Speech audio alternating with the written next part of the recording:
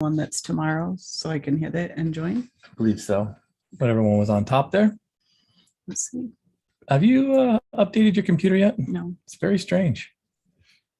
I hope I can still connect. There's a lot of weird, well, you can, but there's a lot of weirdness to it. Looks like we are good to go here. Drop that down. Okay. 2 Coach Blues here. It may take me. Let's get rid of that. Welcome, everybody. Coach Blu Robinson here. Thank you all for joining us tonight for the one-on-one live with Coach Blu show, the weekly call-in show or Zoom show or IM show, instant message. What's the difference between an IM and a DM? They're the same, instant message and direct message. Which is the more hip version? I believe it's DM. Like somebody drops into your DMs. That sounds kind of gross, but yeah.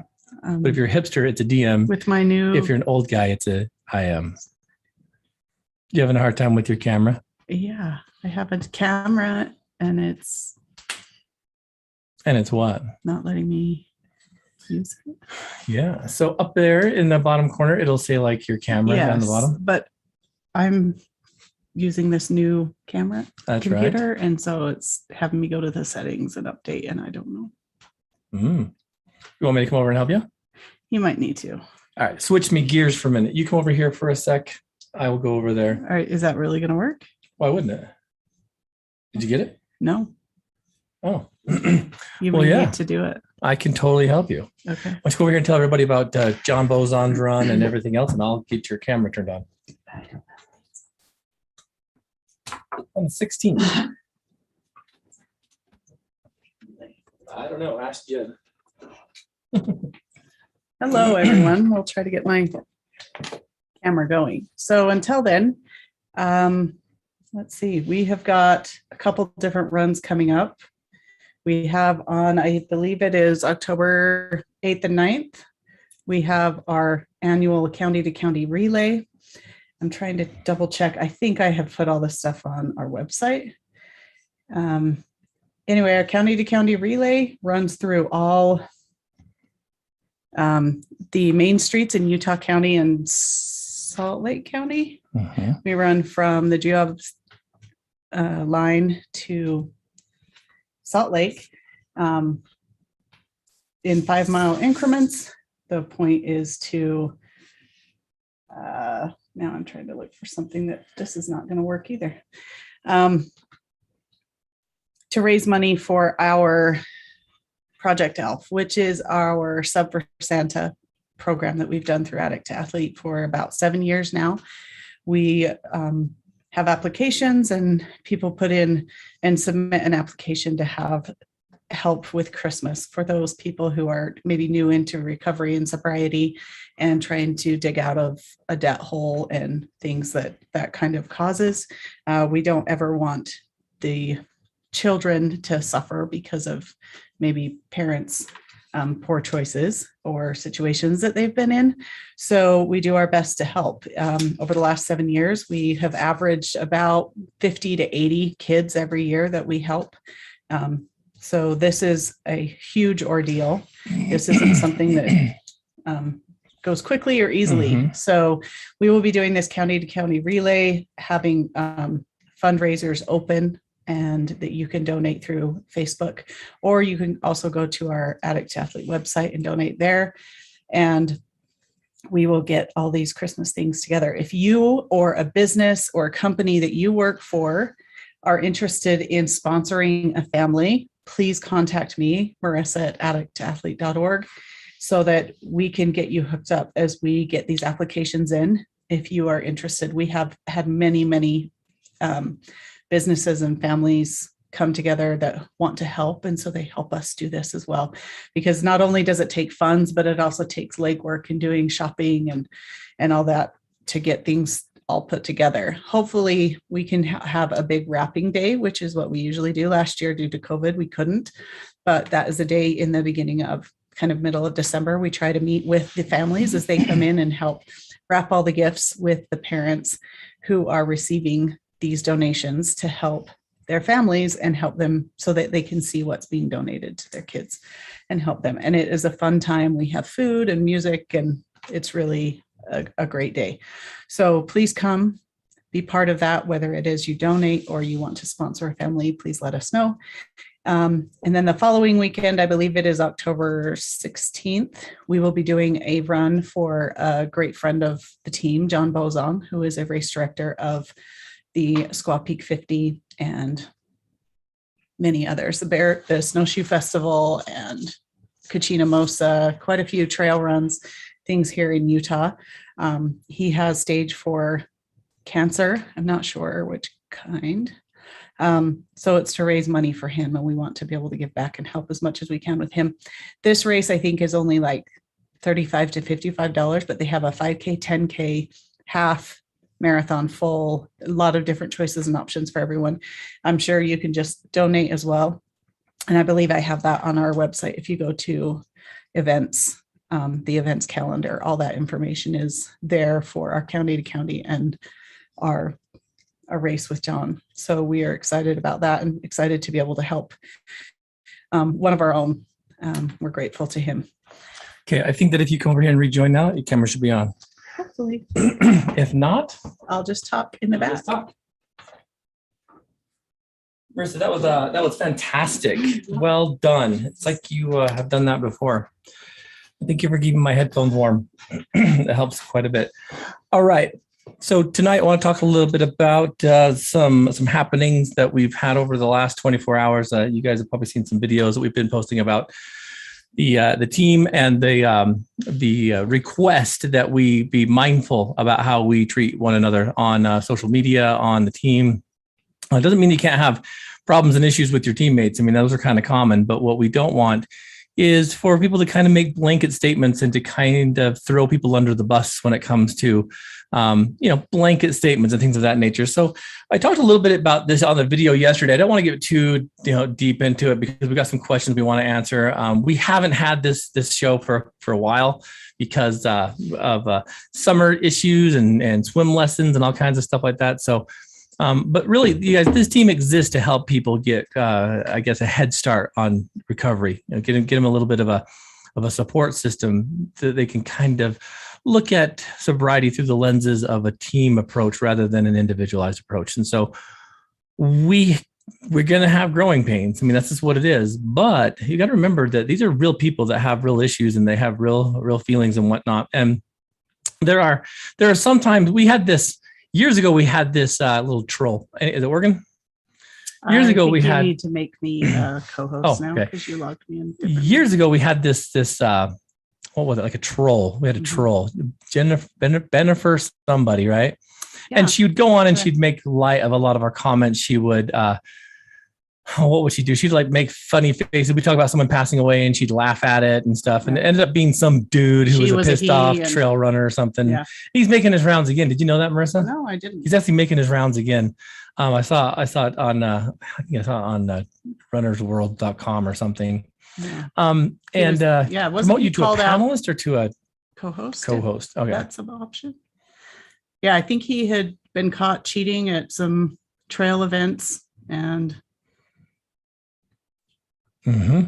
that's what happened. Yeah. And it was kind of a funny thing because he would make these funny faces and stuff and all this, and it pissed a lot of people off. Rightly so. You're fine. Just go ahead and use that. Okay.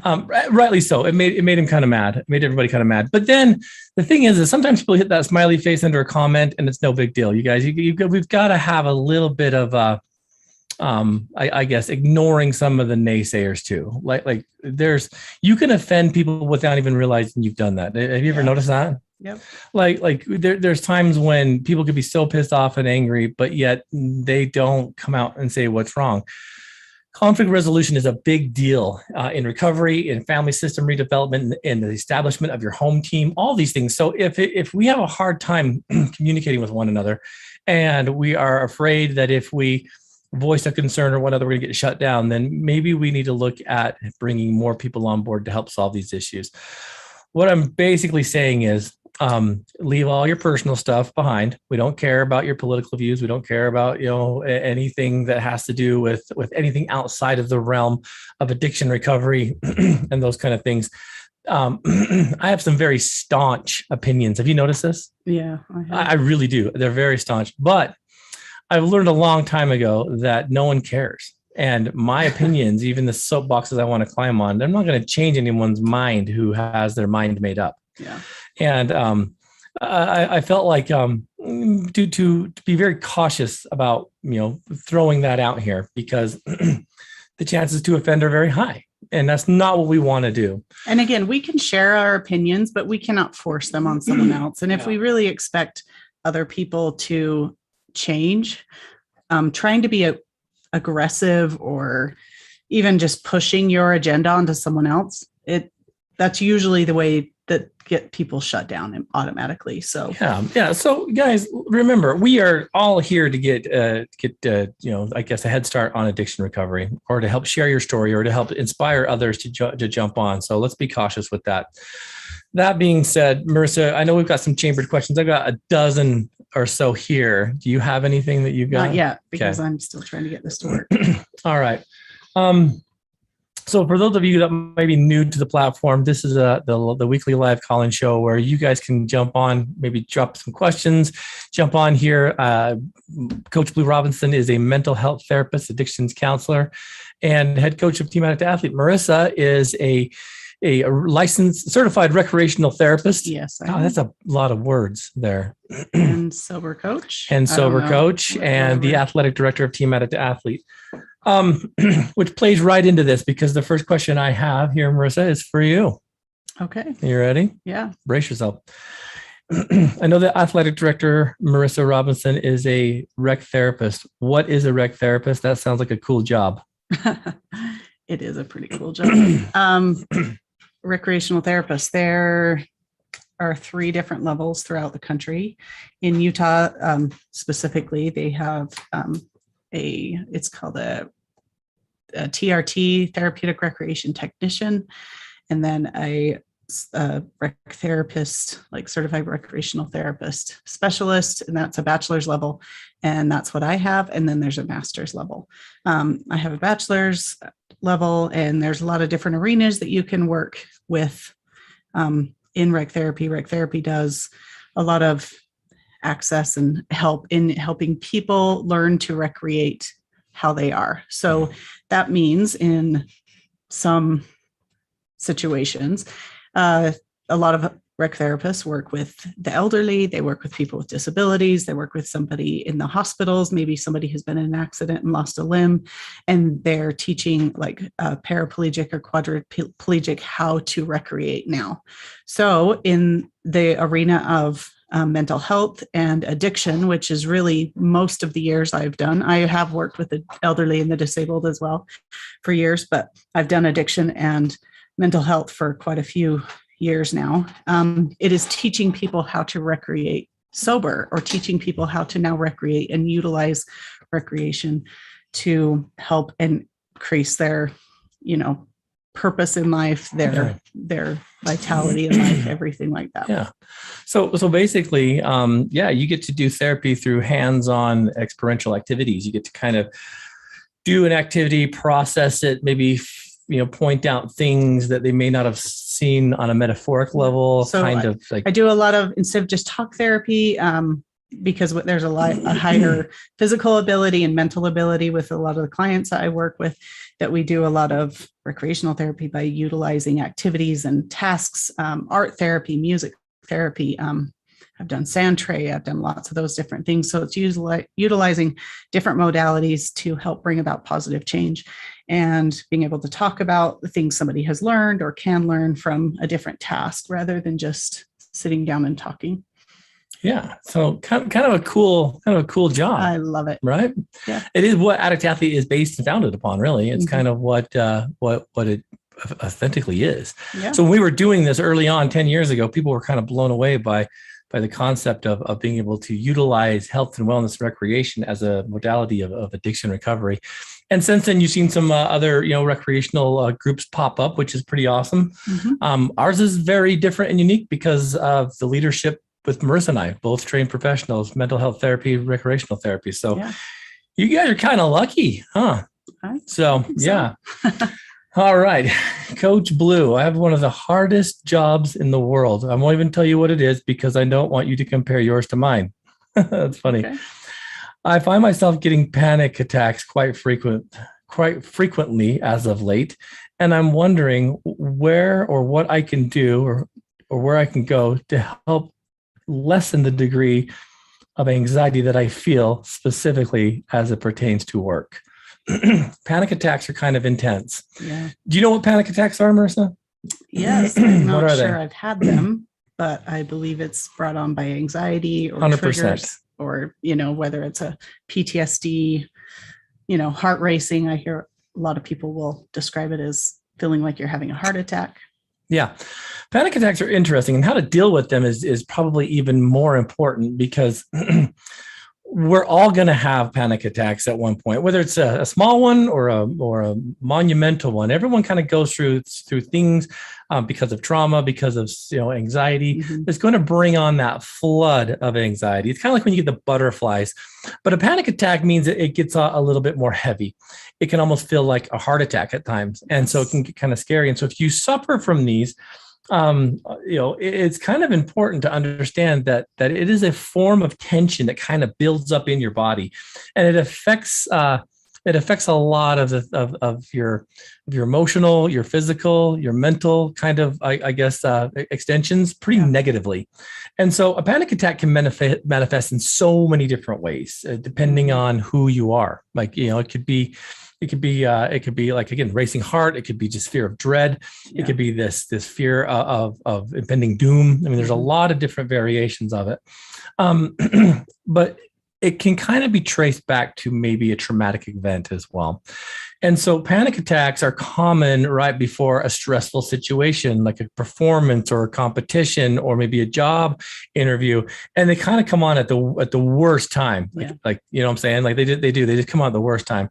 The interesting thing is to understand where it's coming from. Yeah. Panic attacks, and because they're so closely related to anxiety, means that when you have a sense of anxiety, that means that's a concern or a worry about the future. It's never about the past. It's always about something that's coming down the pipeline. So Marissa and I have talked about things that you can do prior to, let's say, like a job interview. And it's a funny thing, but doing something as simple as a body movement or a, what do you call them? Like a power pose, right? Yeah. Can, if you hold that position for anywhere from a minute to 2 minutes, can trick your brain into kind of like resetting and kind of feeling as though you are stronger or bigger than you think you are. So the power pose, there's a few of them. For those of you guys that can't see or they're listening to this, it's where you put your hands up on your hips, right? Yep. You kind of stand up straight and you just stand there. Now you can do this in the bathroom, but if someone walks in there and be like, dude, what are you doing? So maybe the stall, right? Yeah. It's mainly just broad chest, legs open, Yeah. So, concentrating on your breathing. The cool thing about this kind of mindfulness is that they have these things called grounding, and grounding can totally help you get out of a panic attack. Things like breathing. There's one called the countdown technique, where if you're in a situation where you got a panic attack happening, you can start at say 200 and then mentally count down maybe by fives. Right. Mm-hmm. And when you focus on how far you can get, your mind will take itself off of the anxiety and start focusing on this. See, as brilliant as we think we are, your brain cannot concentrate or focus on two things at once. Yep. I mean, I can multitask. Not really. Yeah, not really. Your brain may be able to switch quickly. But you can't multitask. Everyone says they can. But the cool thing about this is it's like there's that, what's his name? The dog walker, Cesar Millan, the dude that's walking the dogs. I love him. So he talks about when dogs are panicking and freaking out and stuff, and they're trying to pull away while they're walking them. He simply teaches this principle, a little small tug. And that tug on the leash just kind of catches them to a point where it can kind of snap them out of it because oh, what's this? And you don't have to jerk them, whatever, but you can just kind of get just a little bit of a tap to help dogs refocus to like what the leash is telling them or indicating them to do. We are not that sophisticated. We can do the same thing. So grounding techniques, breathing in for 5 seconds, 10 seconds, holding it, counting backwards from 10, 9, 8, 7, 6, 5, 4, 3, 2, 1, breathing out. As long as you can refocus your mind and get it away from whatever it is that's causing that, your mind can help you calm down faster than you might think. Yeah. But you've got to be mindful. If you sit there and waller in it and you kind of like the attention of that victim mentality, might not want to move so fast. Well, and sometimes it's catching yourself before it gets so debilitating, because panic attacks can be so extreme and so intense that, yeah, you think you're having a heart attack. That's going to be hard to think that you can do anything else to change that. So if you're noticing enough that you're sending in this question, you've obviously maybe had it happen once or twice. And so being able to notice a trigger or seeing that, okay, my heart's starting to race, oh no, this is coming on, then quickly doing some kind of grounding technique or something to be able to calm and relax, maybe cut out some external stimuli so that you can really focus, is going to be really helpful. Absolutely. So it's a great question. There's a lot of scripts you can use if you Google what like the grounding, mindful grounding techniques. Yeah, there's YouTube videos, lots of things. Yeah, absolutely. So that's a great question. Let's see. Anything yet? Because I got more. Yeah, go ahead. I'm still okay. Coach Blu, I have experienced the most severe bout of depression that I think I've had in my adult life. I have felt as though there are mornings that I just can't get up, that I want to quit my job. I want to quit my family. And at times I have asked myself, do I really want to keep on living? This depression seems to be never ending. There seems to be no hope. There seems to be no one listening. And I'm kind of at my wit's end. How do I get out of this funk? Is it possible, or is this going to be my life? Depression. This is a rough one. I've been working a lot with depression lately in a lot of the private clients I've been working with. And depression, it was kind of a scary thing. On a personal note, when last February, when the virus of COVID came knocking at our door and beat Marissa and I up a little bit, it was interesting because although mine wasn't as intense as Marissa's, mine still pretty much sucked. But there was this weird kind of like position, maybe about the end of the week one with it, where I kind of slipped into this weird, dark depression. And it was bizarre because I'd never felt that way. I remember telling you, I'm like, I've never felt this before. Uh-huh. Nothing seemed good. Nothing felt right. Everything was uncomfortable. I didn't see a future. And I've never been like that. And it was, oh my gosh, it was scary. Yeah. And I remember thinking, and I had it for like 3 days, and it was so bad. And I remember thinking, as I started kind of coming out of it, that, oh my gosh, if this is what my clients have been going through and experiencing, I'm scared to death. What can I do to help them? Because I didn't know what to do. You know, I'm a trained professional in this stuff, and I'm just like, I see nothing. Yeah. The depression is an interesting beast. It's a scary thing, so I can understand that. I really think that we underestimate how debilitating that depression can be. Now, here comes the hard part, and it was the only thing that got me going too. Once I was kind of in that funk for that time, and it was to get up and get moving. I know that as you tune into Addict Athlete, you might be surprised that the number one thing you can do to kill depression: exercise. Yeah. Now that kind of sucks because where do you pull the motivation to get up and go exercise? And we're not talking about going out and like grabbing your shoes and going for a 20-mile jog. This is like just getting up and moving. This might be you walking up the stairs. That was hard in COVID to walk upstairs, but this is like getting outside, doing something at least 30 minutes at least. It kind of is a crazy thing. And the reason why it works is because it's the same chemical dump that is released when you are feeling like joy. So serotonin begins to kind of kick back in. After you're done, the dopamine kind of kicks back in.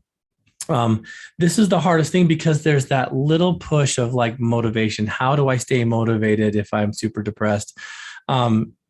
You've got to have just that 5-second push of courage, like we talk about so often.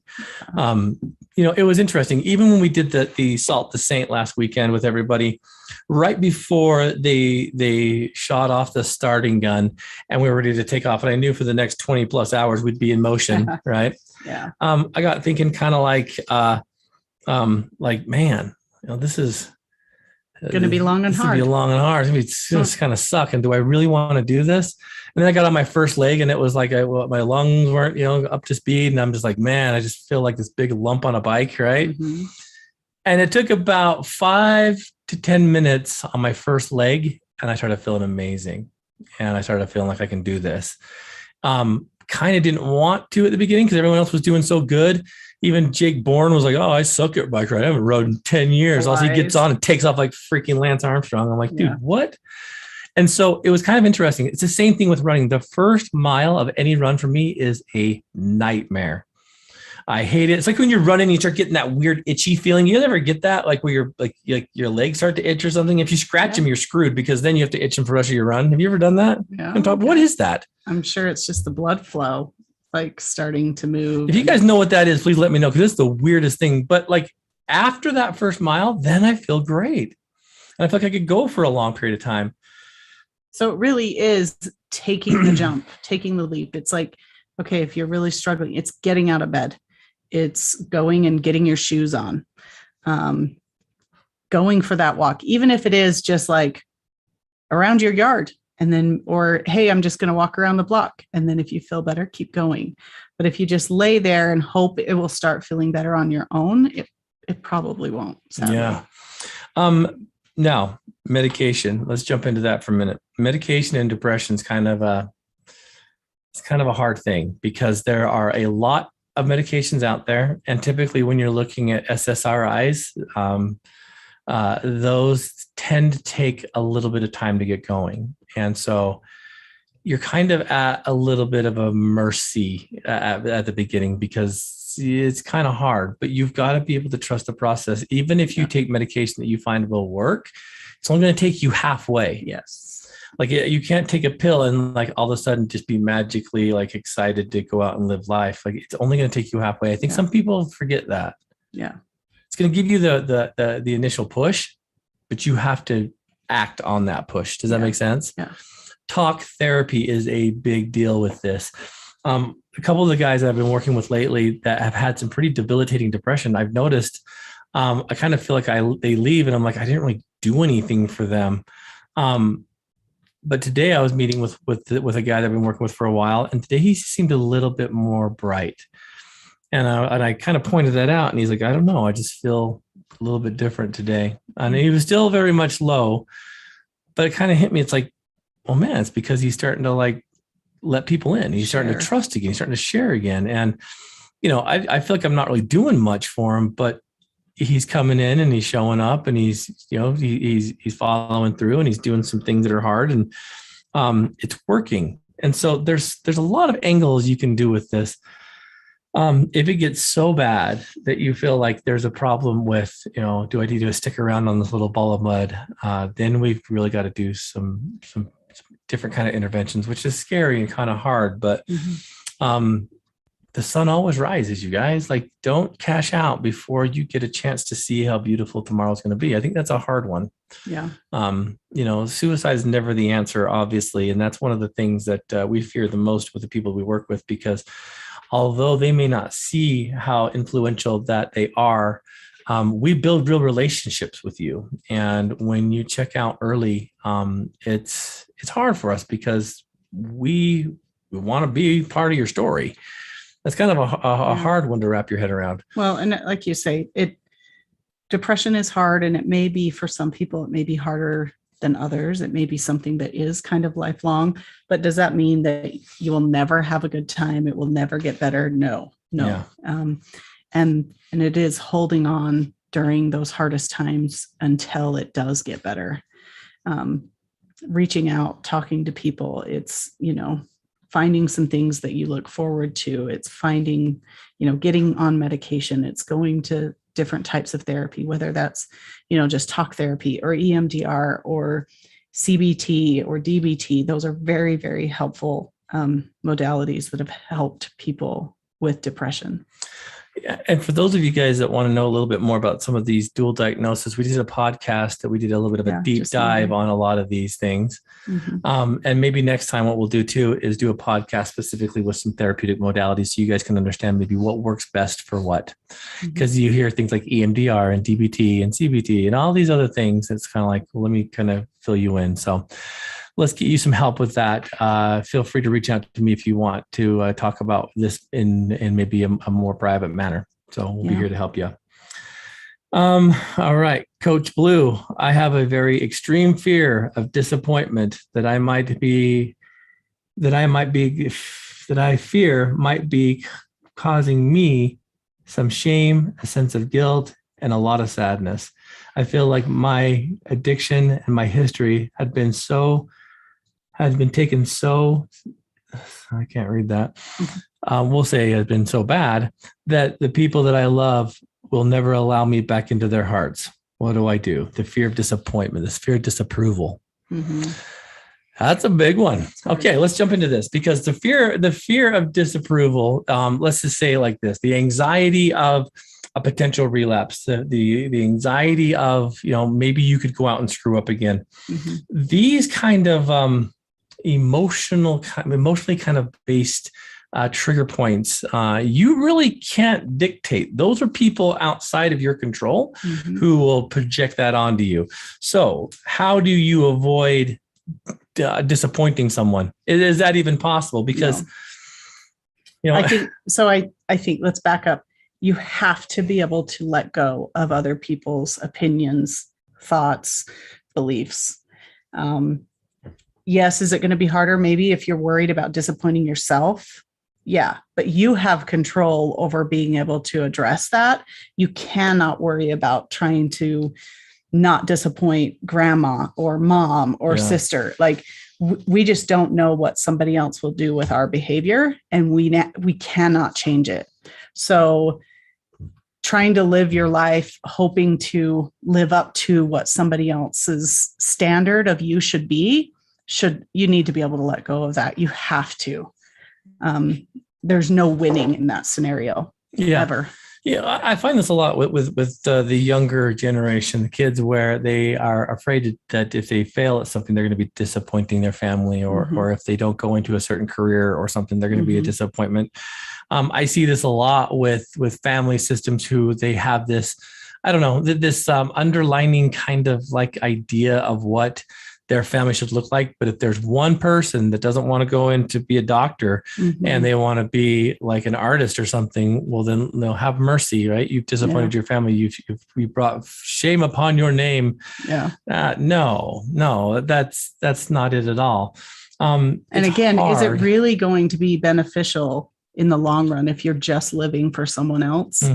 No. I mean, every time when you say things like that, I mean, this is a story a long time ago, but I think back to Mark Hacking, who was a gentleman who ended up murdering and killing his wife and unborn son because he had been living in this. I don't know if his family put pressure on him to always that they needed to be the best, or if it was something he put pressure on himself because everyone in his family were successful. They were, his dad was a doctor, siblings, I think, were doctors and dentists. So he started creating these lies because he wasn't living up to that standard to the point that he couldn't hide the lies anymore. And when he was finally caught, he panicked and killed his wife. Which way, really, which one is better? Is it to try to live in that shadow of what other people think, or live in the shadow on what you have created for yourself of what you think everyone thinks you should do? Right. You're never going to win. If you really want to live your life in being happy with who you are, what you're doing, you have to be able to let go of what others' expectations and sometimes your own created expectations for yourself. and start really looking at yourself and like, what do I want to do? Who am I? And going towards that. It brings a lot. And my thing is too, is finding your own purpose, like plotting your own course. You just say, draw your own constellations. You don't need to follow the same pattern that's been plotted out before you. I mean, who's to say that you can't go out there and create something else that's going to be, I guess, powerful for you? It's hard because I know that there's a lot of expectations that sometimes we get forced upon us, but if you try to mold yourself to someone else's expectations, you'll find yourself very disappointed at the end. So that's just not worth it to me. Even if you make mom happy because you become a successful businessman, but you always wanted to go into photography and acting, it doesn't matter. Like, you're the one living your life. Your mom's not. And is that maybe need to have some honest conversations with those people who are putting those kind of standards on you, or even with yourself, if that's what you're creating for yourself and what you think you should be, so that other people will be happy with you. And this could even be drilled down onto spouse. I mean, right? Like, I mean, it's one of these things where you have to have a very honest conversation with your spouse. Marissa and I went through a little bit of that too. Like, during some of our growing pains this last couple of years, and we both tried to find these niches in life to kind of keep ourselves afloat, but also kind of like chase down some passions and whatnot. And it just so happened that, we were able to create a ton here on Addict to Athlete, but I felt like if I didn't bring home something to help, I guess, balance out the income so that our savings didn't dwindle down to zero, that I would be disappointing our family. And it was awesome because I remember you telling me, like, look, we have an opportunity right now to like chase a dream a little bit. And, it was kind of a cool thing because, we had to pull back the spending, which is never a bad thing, but we had to be very mindful. We had to be very, cautious. But it was awesome because we were able to explore some things that we would have never been able to. And that put me back into a position where now, instead of working at a treatment center, which I will never do again, I get to do individual therapy and I get to work with people one-on-one. And I've branched way out of just addiction recovery. We're talking mental health and all kinds of stuff. I'm very happy now that you didn't think you would like. You didn't think you would enjoy, and just trying new things and adjusting when needed. You found something, at least for now, that you really enjoy doing and that you're good at and you like. So sometimes it's just not leaving limitations on ourselves either. Like, try something. If it doesn't work, adjust. That's okay. If it's something you think you want to do and it's just not meshing, do something else. Talk to yourself, and talk to your spouse and whoever it is, loved ones in your life that support you and will help. How much do you think self-confidence goes into that? Because I remember, like, we had a conversation about that during the time. I thought, like, well, man, if I don't, if we lose everything that we've created here, what was it for? And I remember having a conversation with you about, like, why I don't like answering my phone. And I'm like, because I'm afraid that there's going to be someone that wants something that I'm not going to be able to help them with. Remember that? Yeah. And I remember thinking, well, then I'm going to disappoint that person on the other side of that phone line. I remember you being like, that's not what they're calling you for. They're not calling you to solve their problems. They're calling to have you listen. That's a big deal. Yeah. Right. And so sometimes we got to get out of our own way too. Don't you think? Like, sometimes we stand in our own way and we like create these fictitious walls because we are intimidated by what we've been given as a talent. Can you say? Yeah. So, I mean, how do you get out of your way like that? I mean, you are the one that said you've had a few of those gems. Like, when I kept failing my tests and you're like, look, God wanted you to do this and you really believe that's what he wanted to do, he's going to find a way to help you pass the test. Yeah. And does that mean you're not going to fail 2-3 times? No, it did not. No, you did. I did. But over and over, we knew it was something you wanted to do. I knew it was something you were good at. The test was just some dumb obstacle in the way of getting you to do counseling and therapy, which I know, and we know now how amazing and how good you are at it. But it doesn't always remove the obstacles in our way. We just have to find a way to get through them. Yeah, that's a good question. So thank you for that. Yeah. This one, Coach Blu, I'm trying to figure out if my memory is a gift or a curse. What I mean by this is I feel as though I've not been able to fully process the trauma I've experienced as a child, that trauma has exhibited itself as I've grown into an adult. I just don't know what trauma really is. Can you help clarify? Trauma is kind of an interesting thing, and it is to each their own. Mm-hmm. Wouldn't you say? Like, it really is. I mean, you can't, somebody used to say, well, my story is not even as rough as somebody else's. But guess what? Trauma doesn't care. Trauma is trauma. But what happens, I've noticed too, in situations like this is you can also be traumatized outside of maybe your own personal experience. What I mean by this is, and it happened with me, with my mother, and with a lot of situations where my mother would always tell me what a horrible what a horrible father I had, even though I never met him. Mm-hmm. But because he traumatized my brothers and sisters, I was traumatized by their trauma, their stories. And that memory distortion kind of started to kick in to where their memories became my memories. Mm-hmm. And so I was carrying around their trauma, not realizing that it was vicariously given to me. Yeah. Does that make sense? Yeah. And the thing that I've been kind of finding interesting about trauma is that it can be processed, but the fear that we have about re-experiencing it is what typically keeps us stuck. Mm-hmm. All trauma is stored in your memories. And your memories are very powerful. And it was interesting because you and I were just talking about this the other day, where there was we were watching a movie. We're watching a movie, and we won't tell you what it is because we probably shouldn't be watching this movie. No. But you and I were talking, and it was a traumatic experience, a car accident, a DUI accident, and the paramedics were there doing CPR on this woman who had been ejected from the vehicle. Mm-hmm. And as this guy was sitting there kind of seeing it all, bringing it all in, I mean, the traumatic experience that it was really kind of sinking in. And when that happens, your brain slows down. It's like slow motion. Yeah. That's how we process things. And so not only could he see the woman being worked on and knowing that she had passed, but he could see the glass, the way that it reflected off of the light. He could smell the oil in the engine, and he could hear certain things. Sounds, the ambulance, the music that was playing on the car radio. Yeah, it was all just kind of being brought in. And the interesting thing that I was thinking is, like, with that red and blue lights from the police vehicles and whatnot, red and blue are an interesting hue. That's what we use for 3D. When you put your 3D glasses on back in the 50s, 60s, 70s, and 80s, for that matter, and you put them on, you could see 3D, right? It's almost pop out of the screen and stuff. So those colors have an interesting, I think, dynamic. Yeah. It puts it into a different kind of like mindset. And so then you've got the red and blues flashing at you. Mm-hmm. And so not only now are you bringing in that trauma, it's being reinforced now visually. Yeah. And with the rhythm, all of that creates a memory.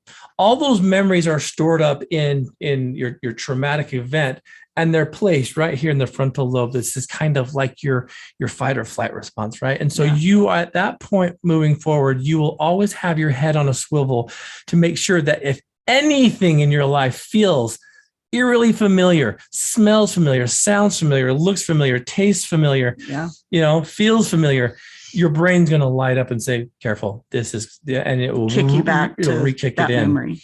So memory is simply not something that's concrete or definite. It's kind of like that video recording that can be retrieved at will, right? Mm-hmm. It's not really any of those things. Instead, it's kind of like this never-ending, ever-shifting kind of like molding and creating meaning. So what I mean by that is, although it's all up there, you'll never be able to remember it the exact way that it was, because things start to kind of flood in. Yeah. So now, instead of having like maybe your head on a swivel and you maybe you hear something that's eerily familiar, that starts kicking up that mindset, all of a sudden it's going to bring in that thing, and it's going to re-kickstart the trauma. So now that also has a traumatic part to it. So pretty soon, if you see everything that has, maybe a song, maybe a sound, maybe a time of day, all of that becomes potential trauma.